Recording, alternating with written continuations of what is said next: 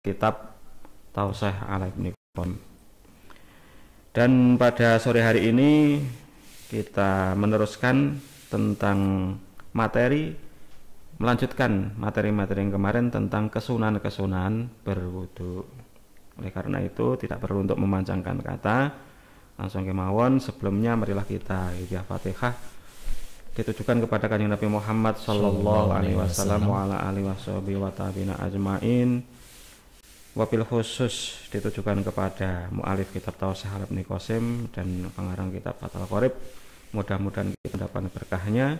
Dan kepada guru-guru kita, masyayikh kita yang telah membimbing kita ke jalan yang lurus. Ala hadiniyah as-salihah al-fatihah. A'udzubillahi minasyaitonir rajim. Bismillahirrahmanirrahim. Alhamdulillahirabbil alamin arrahmanir rahim maliki yaumiddin. Iyyaka na'budu wa iyyaka nasta'in ihdinas siratal mustaqim siratal ladzina an'amta 'alaihim ghairil maghdubi 'alaihim waladdallin. Amin. Bismillahirrahmanirrahim. Qala al-muallifu rahimahullahu ta'ala wa nafa'ana bi ulumi fitarina amin. Wal 'ashiratu, melanjutkan kesunahan-kesunahan wudu yang ke-10. Ya, ini yang ke-10. Insyaallah ini yang terakhir.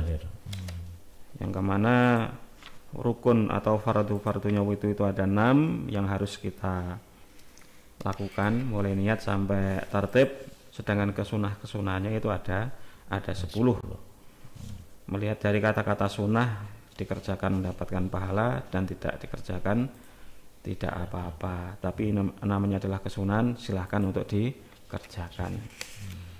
Kemudian kesunahan wudu yang nomor 10 di sini adalah mualah.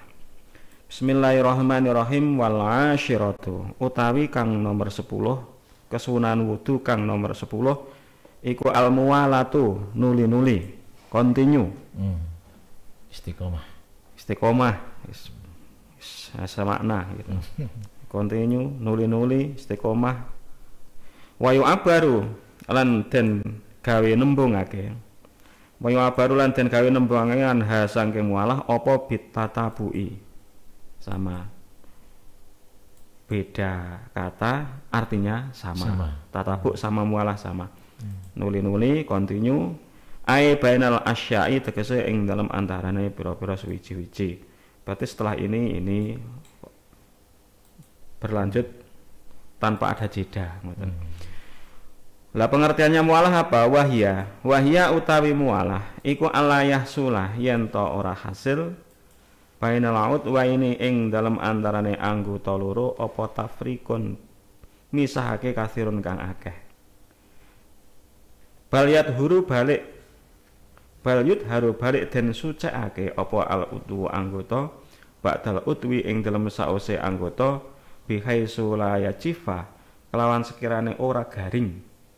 Kelawan sekirane ora garing apa al mausulu perkara kang den basuh qablahu ing dalam sadurunge al udwu. Ai qoblal udwi tegese ing dalam sadurunge anggota ala dirupane al udwi yuridu kang ngarepake sapa wong waslahu ing basuh udwi ma'ati dalil hawai ing dalam sartane mejanane hawa normale hawa. Ai tawassutir rihi tegese sedengane angin bihaisu la yakunu kelawan sekirane yen to ora ana apa rih iku syadidan banget wala dhaif lan ora kang apes. Wal mizahi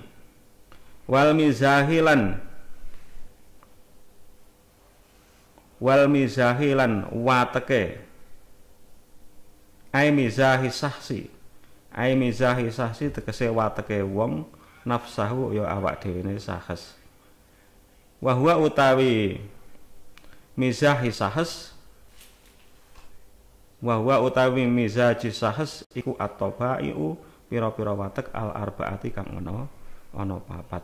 Rupane as sauda'u tegese ireng, wasafra'u lan kuning, wal bulghamu lan lendir utawa riyak, wadamu lan getih. Fahuwa mongko utawi mizah iku mustamilun kang mengku iku mustamilun atau fahuwa mongko utawi misah iku mustamilun kang mengku alaiha ing atase tobae al arbaah lakin ya libu tetapi ning lindih alaihi ing atase misah apa wahidatun salah siji minha sanging tobae al arbaah. Ini agak sulit ini. Kami jelaskan bahwa syarat atau kesunahan wudu yang nomor 10 di sini adalah mualah atau kontinu. Maksud daripada mualah yaitu setelah seseorang membasuh anggota dan membasuh anggota setelahnya itu tidak ada jeda yang lama. Dalam arti ketika membasuh anggota wudu yang nomor 2, basuhan yang pertama belum kering. Berarti kan membasuh pertama, kemudian membasuh lagi yang kedua. Semisal membasuh wajah, kemudian berikutnya membasuh tangan. Ketika membasuh tangan, wajah itu belum kering. Air yang ada di wajah itu belum kering. Itu batasan daripada mualah. Tapi dengan catatan belum keringnya di sini adalah ma'tidalil hawai. Kondisi atau cuaca normal. Cuaca normal. Aitawasutir rih. Cuacanya normal dalam arti tidak anginnya itu tidak kencang seperti musim sekarang kan luar biasa anginnya. Ya, luar biasa anginnya kering. Apalagi di daerah pedesaan, di daerah pertanian itu sangat terasa. Apalagi musim ini musim kemarau. Ya. Ketika tanaman itu diairi, pagi diairi, sore kering. Itu karena cuaca panas, kemudian anginnya juga kencang. Wala dhaifan lan ora apes, dalam arti anginnya itu juga tidak pelan, dalam arti normal saja. Cuacanya normal, berarti angin tidak kencang juga tidak pelan, sedengan semilir. Itu namanya cuacanya normal. Begitu juga mizaj, normalnya suhu tubuh atau normalnya seseorang, nafsahu, normalnya seseorang. Maksudnya orang normal itu bagaimana? Di sini dijelaskan wahwa atau ba'i al arba'ah, bahwa normalnya seseorang itu adalah karakter seseorang yang jumlahnya ada 4. Ada 4. Yang pertama adalah orang itu kan karakternya ada 4. Yang pertama adalah as-sauda'u, kedua sofra'u, yang ketiga bulgham, yang nomor 4 adalah dam. Ini maksudnya gimana? Karakter kok karakter sauda hitam, sofro kuning, warna itu warna namanya. Kemudian bulgham riak atau lendir, dan dam itu darah. Nah, ternyata setelah saya mematlaah ini, saya juga sempat bingung. Saya sempat bingung, coba mencari referensi. Ternyata kami menemukan bahkan di ilmu psikologi tentang karakter manusia, bahwa karakter manusia itu ada 4. Karakter manusia itu ada 4. Yang pertama adalah suda, itu diartikan dengan empedu hitam. Kemudian sofro, empedu kuning. Kemudian bulgham adalah lendir, sedangkan dam adalah darah. Ini maksudnya gimana? Penemuan ini adalah ditemukan oleh ahli psikologi Hiposokrates, dari tabib seorang Yunani. Itu meneliti tentang kondisi manusia, bahwa manusia itu terbagi menjadi 4. Karakter seseorang itu terbagi menjadi 4. Itu menurut kedokteran dari tabib Hiposokrates. Karakter manusia. Kalau melihat dari karakter kelahirannya, itu ada 12, seperti bintang-bintang itu kan dari ilmu astronomi. Ada Aries, zodiak apalagi itu? Foton itu. Bukan. Zodiak. Seseorang dilahirkan di bulan Januari, berarti Aquarius. Nah ya, itu zodiak. Seperti itu. Itu kan karakter manusia, karakternya orangnya misal pendiam, pemarah dan lain sebagainya. Tapi dari zaman Yunani kuno oleh seorang dokter yaitu Hippocrates menjelaskan bahwa karakter manusia itu ada 4. Yang pertama adalah melihat dari kandungan yang ada dalam tubuh. Dilihat dari kandungan yang pertama adalah sauda. Sauda itu adalah empedu hitam. Ini empedu hitam itu bagaimana? Saya itu dalam sebuah makalah dijelaskan bahwa empedu hitam itu diartikan adalah namanya melankolis. Melankolis empedu hitam dan tubuh fisik mendominasi tipe melankolis. Melankolis nomor konis. Melankolis. Tipe dari seseorang yang sauda atau melankolis di sini adalah sering berkorban untuk orang lain. Care itu istilahnya. Sering berkorban untuk orang lain. Tapi cenderung sensitif. Cenderung sensitif, penyayang, senang berada di balik layar. Gak mau menampakkan terhadap sebuah usaha yang berhasil, tapi senangnya berada di balik layar.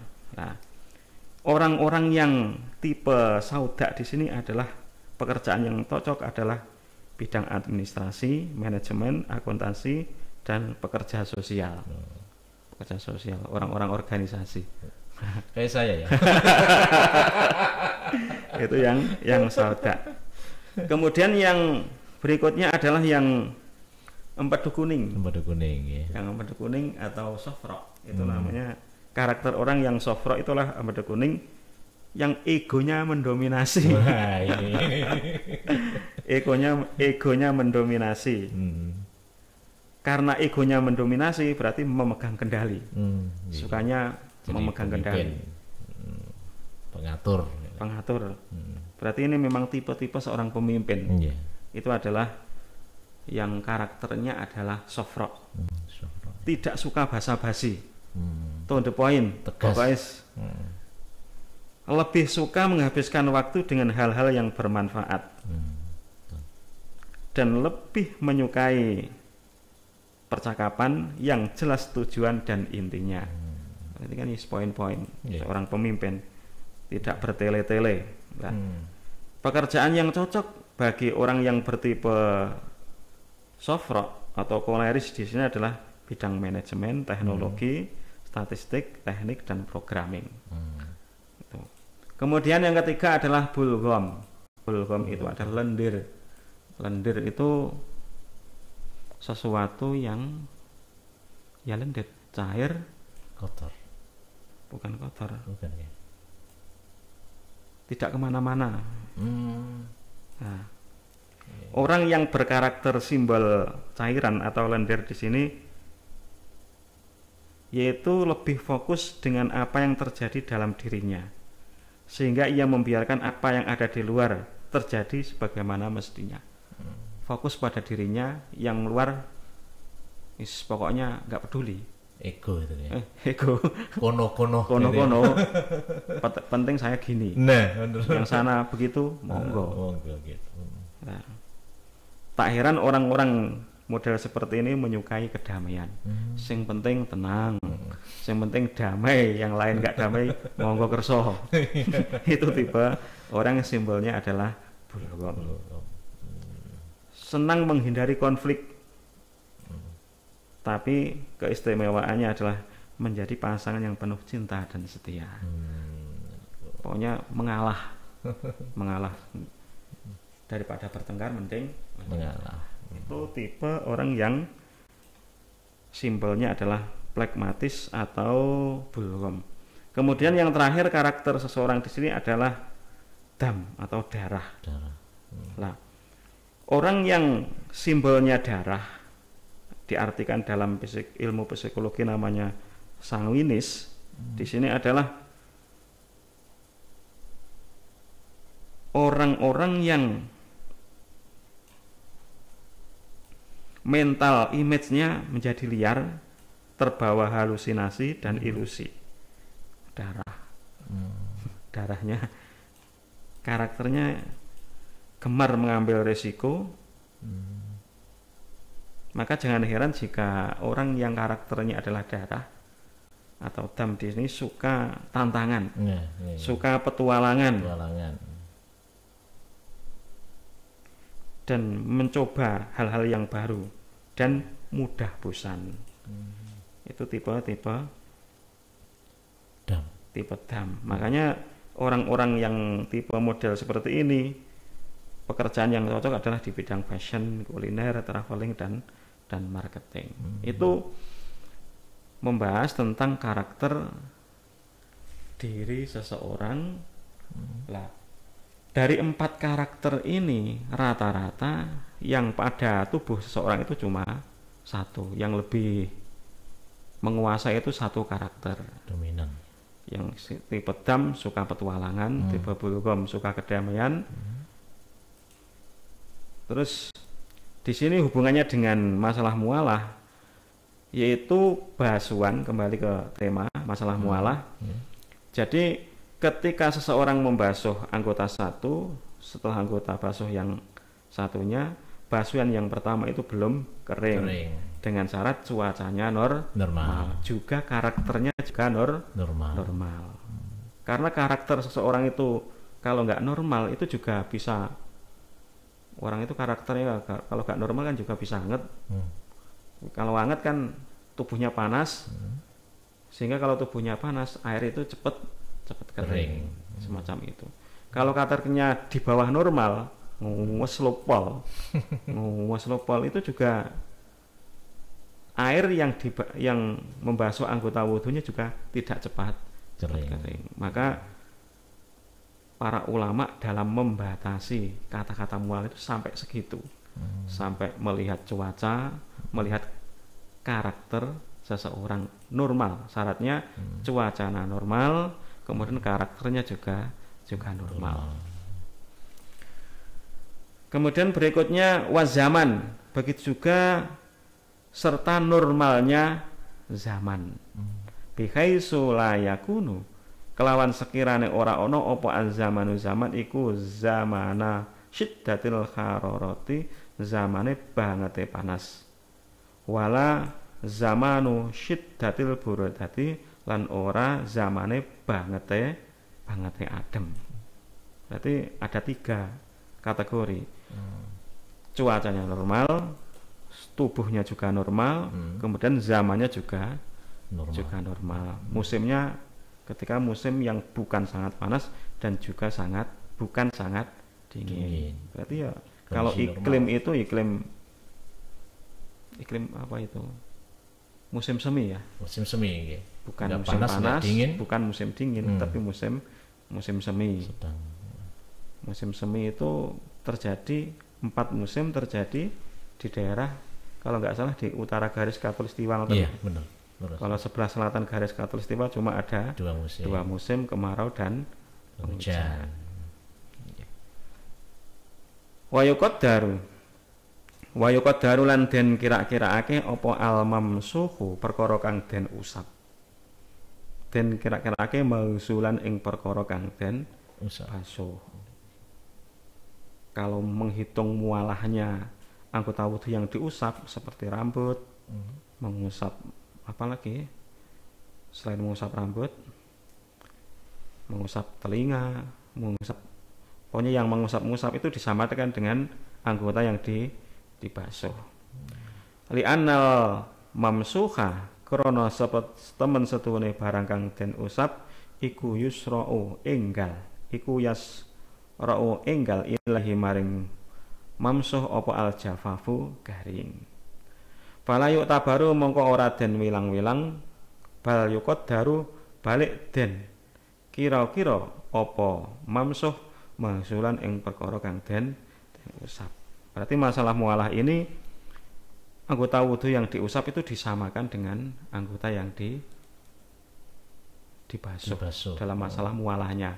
Ukuran mualahnya yaitu ketika membasuh anggota yang kedua, anggota yang pertama belum kering, disamakan. Wa idza sallasa lan ing dalem nalikane ngaping teloni. Wa idza sallasa lan ing dalem nalikane ngaping teloni sapa mutawaddi. Fal iktibaru mongko utawi kang den wilang-wilang fi muwalatil a'dha'i ing dalem nuli-nuline pira-pira anggota iku bi akhiri ghuslatin. Iku bi akhiri ghuslatin kelawan akhire wasuan. Akhire wasuan.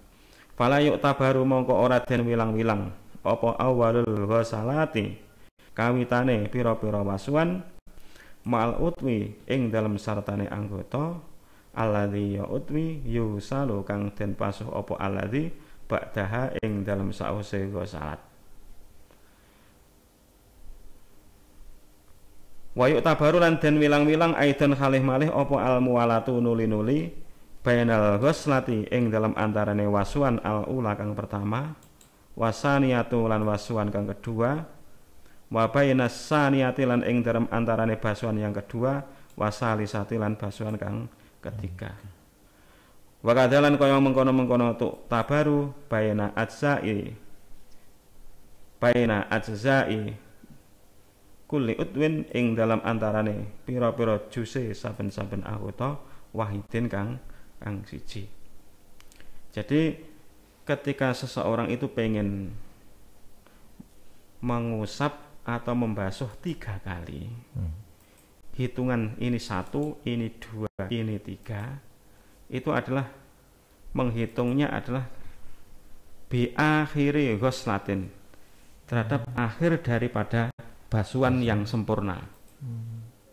Makanya gini, ketika kita membasuh wajah,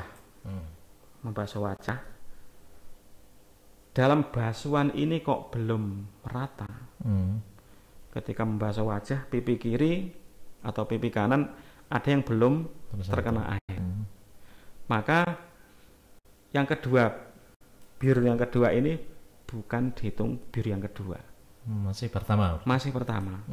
Baru dihitung pertama jika semua sudah rata. Baru dihitung satu basuhan. Sehingga dalam arti wajibnya itu sudah selesai. Berarti status nomor 2, nomor 3 itu hukumnya sunnah.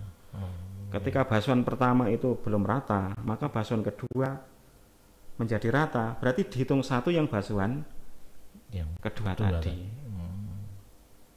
Itu ya, kita hati-hati. Ya, kita hati-hati.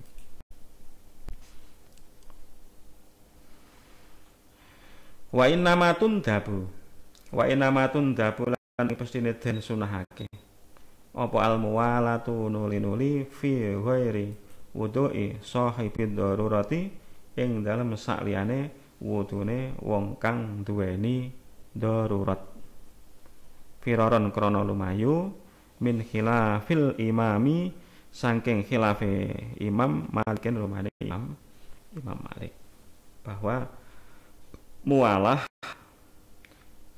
yang menjadi kesunahan wudu yang nomor 10 ini disunahkan untuk orang-orang yang tidak sahibud darurah. Ketika orang tersebut punya darurat, maka mualahnya menjadi wajib. Makanya kalau wudu orang itu terkena darurat bola-balik kencing atau terkena penyakit apa itu? Anyang-anyangan itu apa bahasanya? Sedikit-sedikit kencing, sedikit kencing. Oh iya, bahasa Indonesia. Selesai wudu pengen kencing lagi. Beser gitu. Beser. Berarti orang seperti itu namanya adalah sahibu darurat. Maka kalau sahibu darurat hukumnya wajib mualah. Segera wudunya juga segera dituntaskan dan segera melaksanakan sholat. Mualah.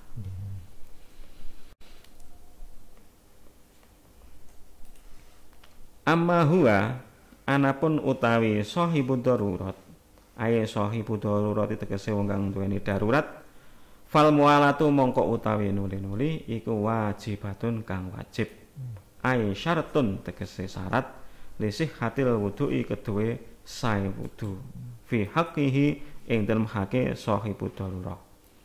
Alasane taklilan krana ngidhekake lil hadasi maring hadas.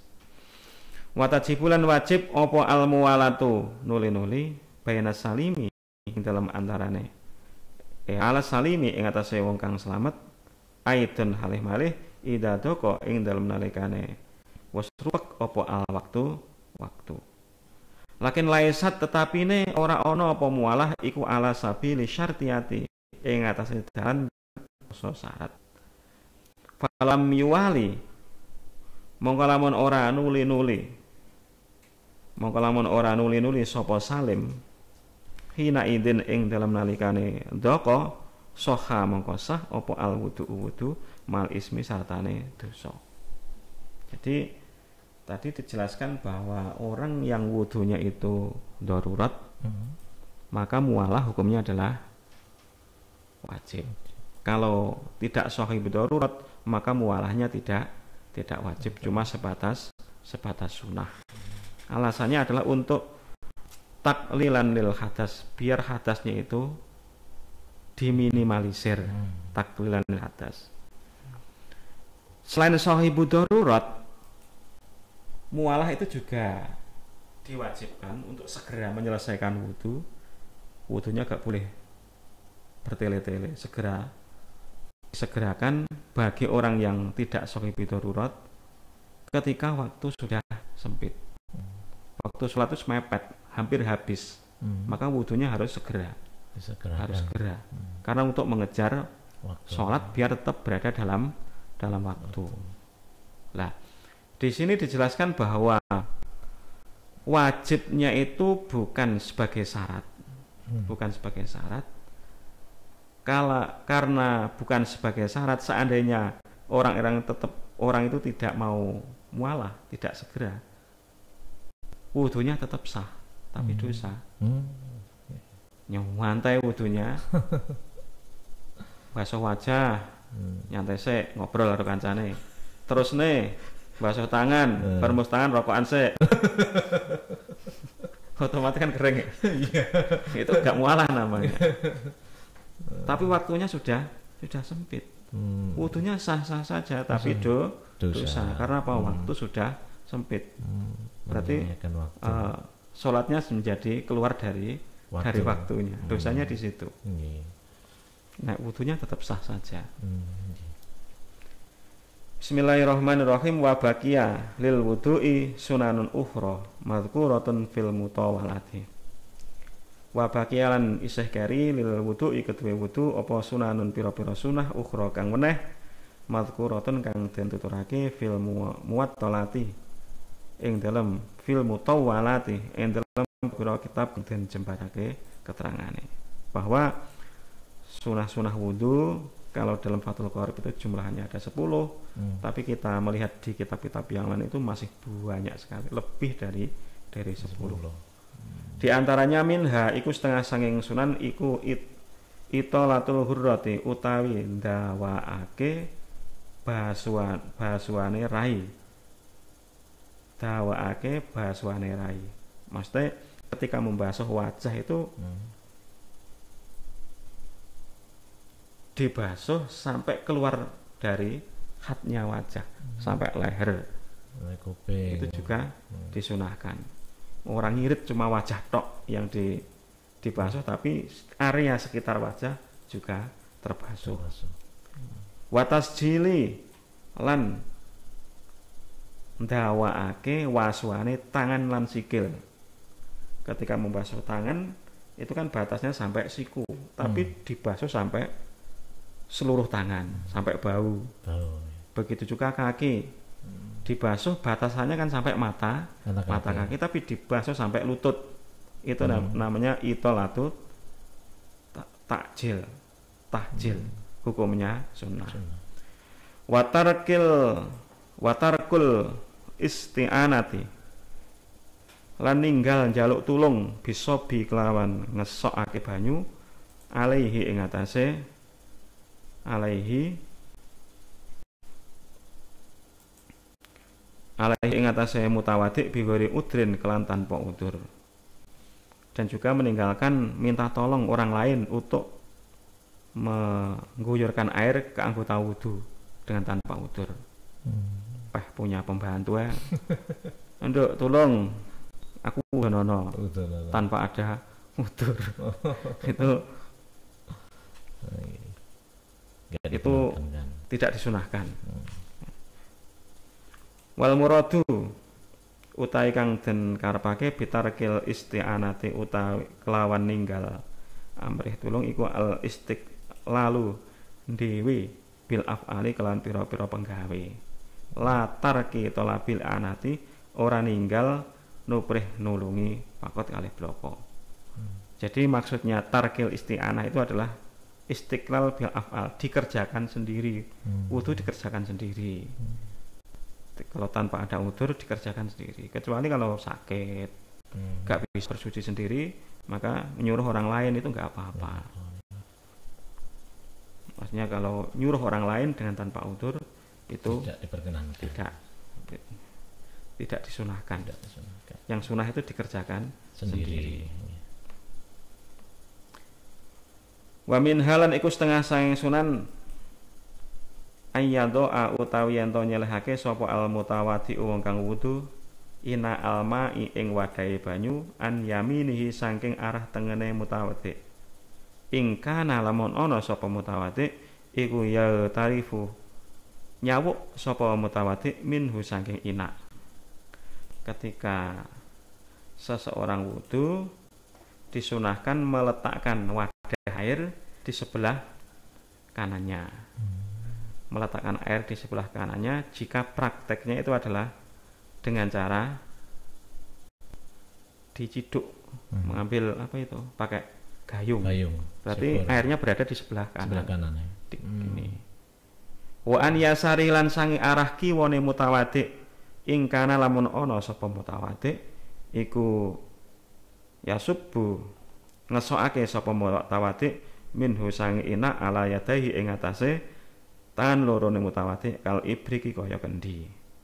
Jika airnya itu wudunya dengan cara diguyurkan, maka airnya, wadah airnya yang kesunahnya berada di sebelah kiri.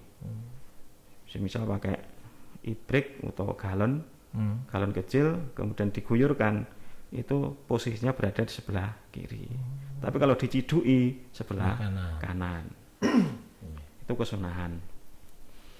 Wa min halan iku setengah saking sunan takdimun niyati utawi ndhisikake niat ma'a awali sunani ing dalem sertane kawitane pira-pira sunah al mutaqaddimati kang dingin ala ghuslil wajhi ing atase basuh wajah.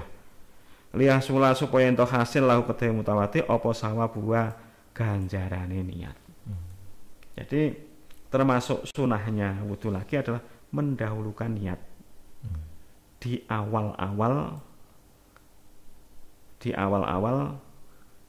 mengakhirkan membasuh wajah. Mesti ya praktek keseharian kita ketika masih membasuh tangan itu, mencuci tangan sudah niat nawaitul wudu ali rafil hadasi. Di awal-awal berarti. Di awal-awal itu sunah. Sedangkan ketika membasuh wajah pure niatnya wajib. Pas itu juga harus niat. Harus niat 2 kali berarti ya. Bukan 2 kali. Umpama niatnya di awal sudah. Di awal itu untuk niat. Kesunahan saja. Kesunahan saja. Tapi ketika membasuh wajah niatnya wajib. Yang ini malah wajib. Di dalam hati. Ketika di awal itu sunnah. Berikutnya tinggal sedikit ini. Wa minha atalafudu bin manwi. Wa minha liku setengah saking sunan atalafudu utawi nglafatake bil manwi kerawan perkara kang den niati. Ketika wudu niatnya diucapkan nawaitul wudu'a. Untuk menolong lesannya itu bisa menolong pada hati. Tujuannya seperti itu. Wa minha istishabun niyati dzikron biqalbihi ila akhiril wudu. Berikutnya kesunahnya adalah niatnya itu dilanggengkan sambil diingat terus dalam hati sampai akhir wudu. Jadi ketika membasuh wajah, basuh tangan, basuh kaki itu tetap mengingat-ingat niatnya. Niatnya. Dalam membasuh kaki masih ingat ini adalah proses wudhu. Itu juga disunahkan. Wa minha al bida'atu bi alal wajhi. Kesunahan berikutnya adalah memulai wajah bagian awal, wajah bagian atas. Ketika membasuh mendahulukan wajah bagian atas. Kalau dari bawah kan ya repot mengangkat air. Dari atas ke bawah ya. Wa minha tarkul kalami bila hajah, dan meninggalkan ngobrol dengan tanpa hajat. Sambil wudu ngobrol. Itu yang baik adalah ditinggalkan. Wa minha tahriku khatamihi. Wa minha lan setengah sanging sunan tahriku khatamihi utawi basuh utawi ngobahake ali-aline mutawaddi. Juga disunahkan untuk menggerak-gerakkan cincin. Failam yasil mongko lamun ora tumeka apa almau banyu lima maring anggota tahtahu ing dalem sak ngisore khatam ilabi angin tahrik wajaba mongko wajib apa tahrik. Tapi seandainya kok anggota wudu atau di jari itu seandainya cincin tidak digerak-gerakkan, maka air tidak bisa membasahi kulit di bawah cincin, maka menggerak-gerakkan cincin itu hukumnya wajib. Itu bagi orang-orang yang penggemar cincin, perhatikan. Kemudian berikutnya wa minha lan iku setengah saking sunan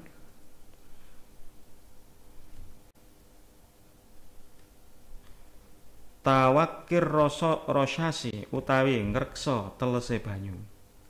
Ngreksa telese banyu. Anggota wudu yang sudah dibasuh itu dibiarkan. Jangan diusap pakai handuk. Airnya itu jangan segera buru-buru untuk diusap pakai handuk, tapi biarkan mengering dengan ada sebuah keterangan air tersebut menjadi saksi kita di hari kiamat bahwa ini adalah air yang digunakan untuk wudu. Dibiarkan kering sendiri, jangan dilap pakai handuk. Wa yubalihu lan bangetake sapa mutawaddi fil aqobi ing dalam tungkak. Khususan kelawan apa maneh fi syita'i ing dalam waktu rendang. Ketika membasuh kaki itu dibersihkan apa itu? Tungkak.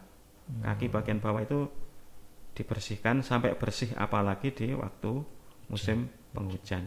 Musim penghujan itu kan tanahnya masuk, kotorannya masuk, apalagi kakinya itu belah-belah, meletek gitu. Wa min halan iku setengah sing sunan ayata ada utawi yen to niti sapa mutawati almuqa ing pasuruane mata. Apa ini? Blobok itu lah. Ketika waktu wudu itu blobok yang ada di kotoran yang ada di mata itu juga niti-niti dalam arti diperhatikan betul untuk dihilangkan.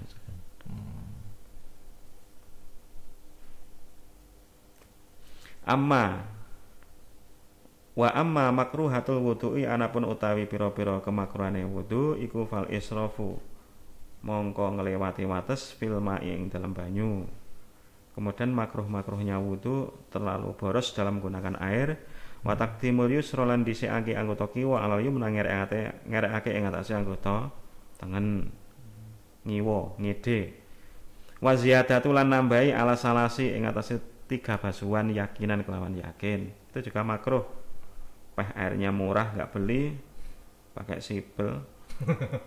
Murah. 1 jam cuma 2.000, pakai airnya berlebihan, itu makruh.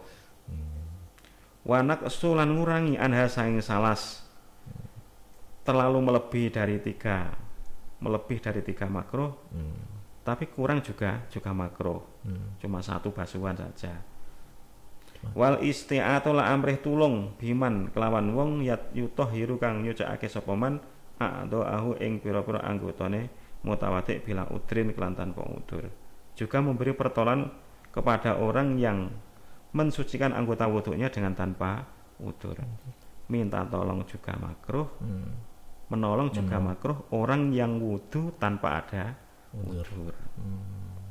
Karepe pengen hormat, ini tak wudu nih. Itu malah makruh. Pengennya takdim.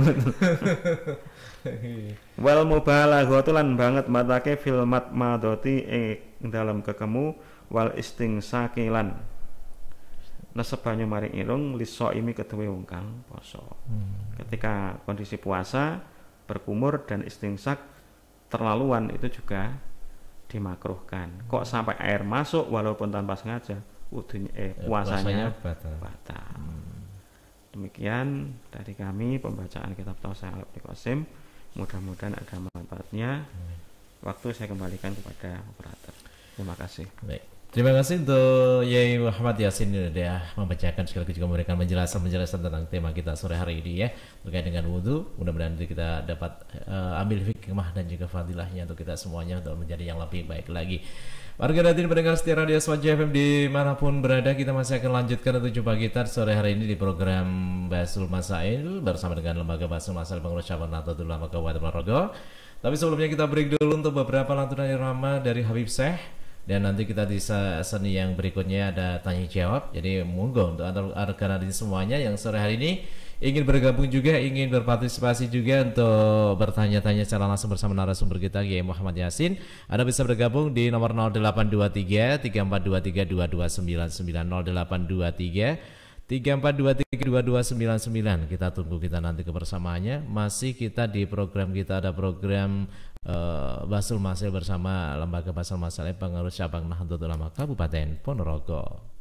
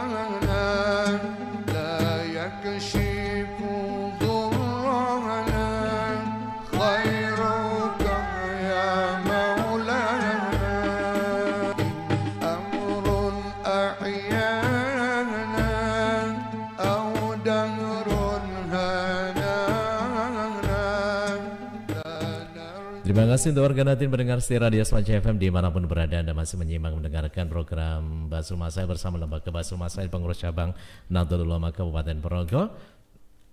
Tentunya juga masih bersama saya Farhan yang terus akan menemani warga Natin semuanya dimanapun berada untuk sore hari ini. Dan terima kasih juga untuk yang sudah bergabung, yang sudah bertanya juga untuk sore hari di program kita, program Basul Masail season yang kedua. Dan untuk yang ingin bergabung juga yang lainnya, monggo silakan di nomor 0823 3423 2299 ya. Ini ada satu pertanyaan Yai dari Ibu Ana yang ada di Babatan ini ya. Satu pertanyaannya adalah sebentar ini. Apa hukumnya ketika kita sholat ada sisa makanan atau selilit istilah Jawanya ini di dalam mulut? Apakah itu harus dilepeh atau dimakan, ditelan sekalian? Guys, monggo. Ya, terima kasih atas pertanyaannya. Bahwa seseorang ketika melaksanakan sholat, salah satu syaratnya itu kan tidak ada,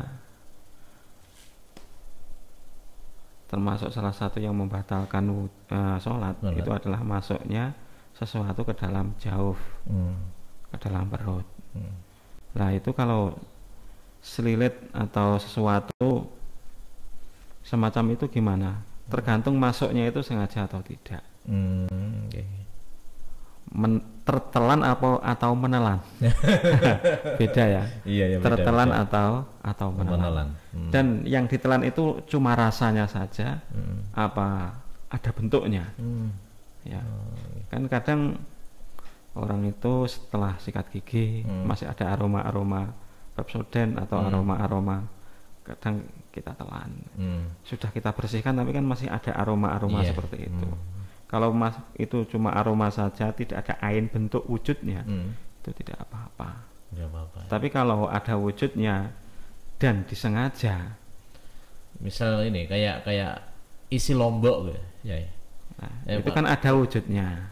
Tapi nggak sempat tertelan, tapi ketes itu rasanya masuk gitu. Tapi wujudnya nggak ketelan. Berarti kalau tidak sengaja itu nggak apa-apa. Nggak apa-apa ya. Nggak apa-apa. Yang masalah itu kalau disengaja. Bahwa kalau sengaja memasukkan sesuatu ke dalam perut ketika sholat itu bisa membatalkan sholat. Kalau lupa gimana?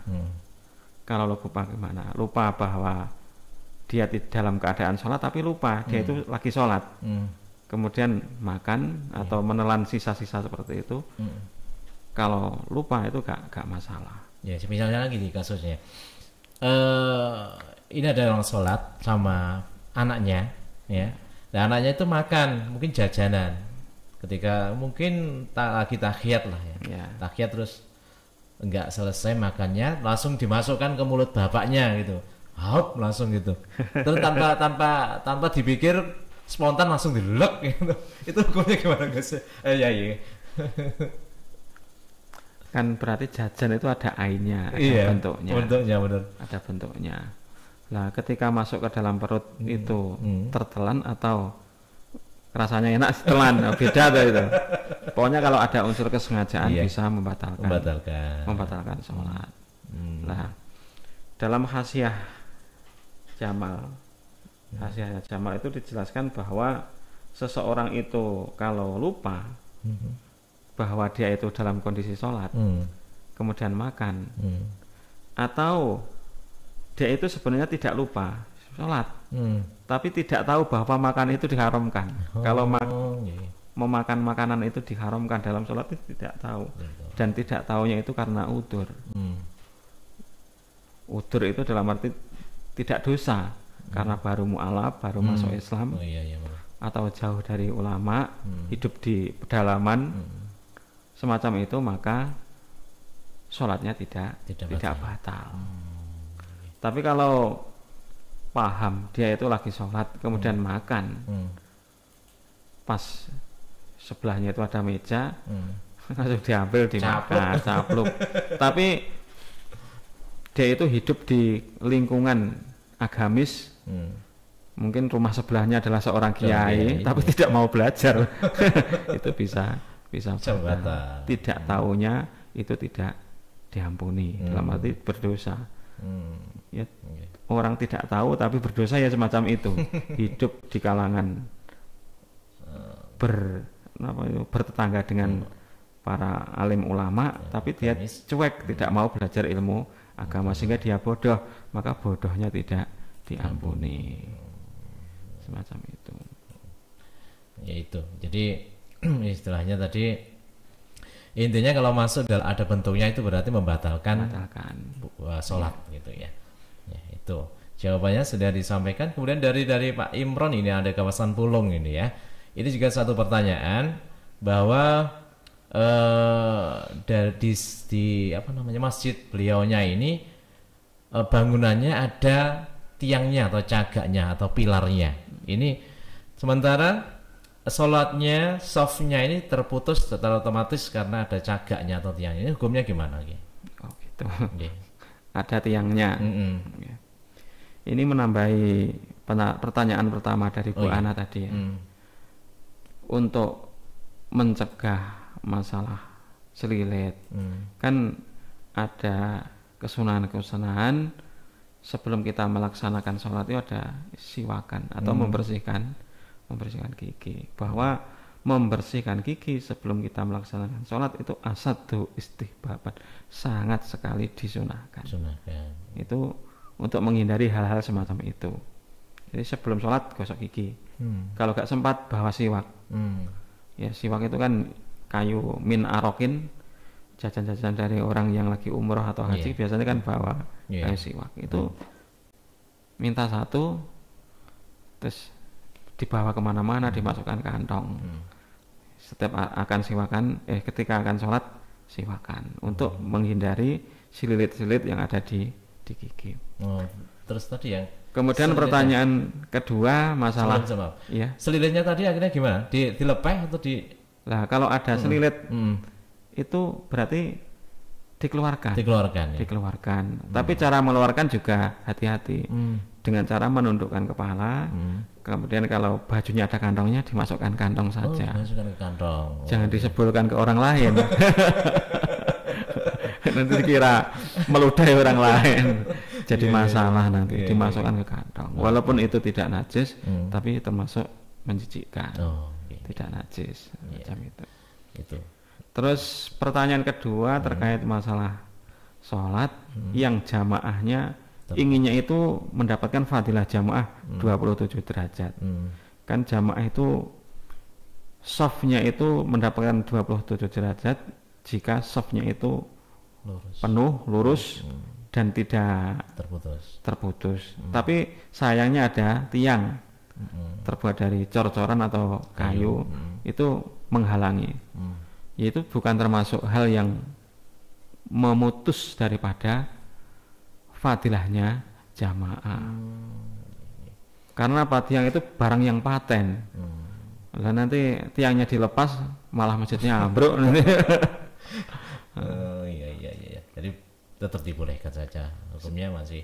Jadi dalam masalah berjamaah perlu diketahui, orang itu bagi orang yang gemar untuk berjamaah dan sangat dianjurkan berjamaah itu segera penuhi shop yang pertama. Shop yang pertama itu yang paling afdal itulah di belakangnya imam. Kemudian nomor 2 belakangnya imam yang sebelah kanannya orang yang pertama. Kemudian kiri kanan. Kadang itu orang itu nggak memperhatikan, jamaah langsung berada di shop yang pertama tapi paling ujung mepet tembok. Akhirnya kegangan. Nah ini termasuk bolong itu juga bisa menghilangkan fadilah jamaah, tidak mendapatkan 27 derajat walaupun sholatnya berjamaah tapi sama dengan sholat sendiri. Kadang alasannya menghindari kipas angin. Gampang masuk angin. Iya, benar. Ya solusinya dimatikan kipasnya. Gitu aja. Mau minggir kena kipas angin.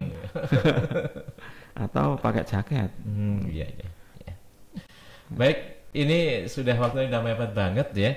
Jadi sebelum kita akhiri mau barokah doa dulu untuk Yai Muhammad Yasin. Al-Fatihah. A'udzubillahi minasyaitonir rajim. Bismillahirrahmanirrahim.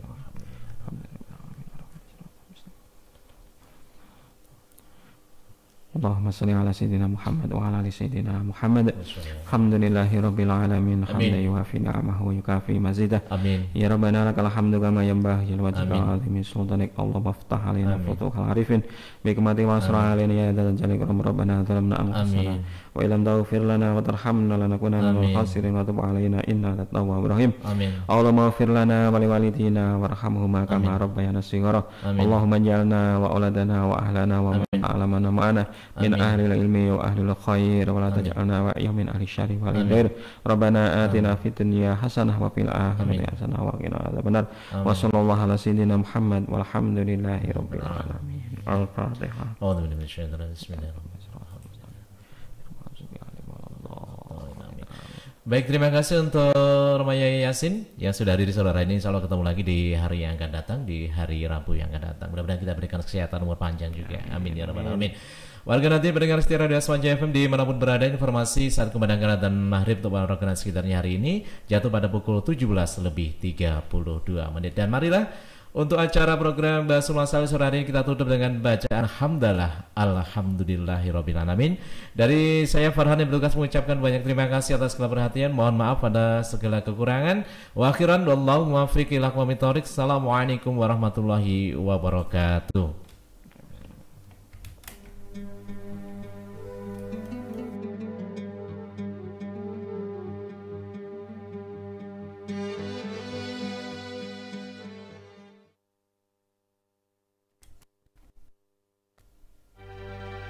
Warga Nadine, kaum muslimin dan muslimat di Ponorogo dan sekitarnya, 32 menit berlalu meninggalkan pukul 17 sore. Saatnya kita kumandangkan adzan salat maghrib untuk wilayah kota Ponorogo dan sekitarnya.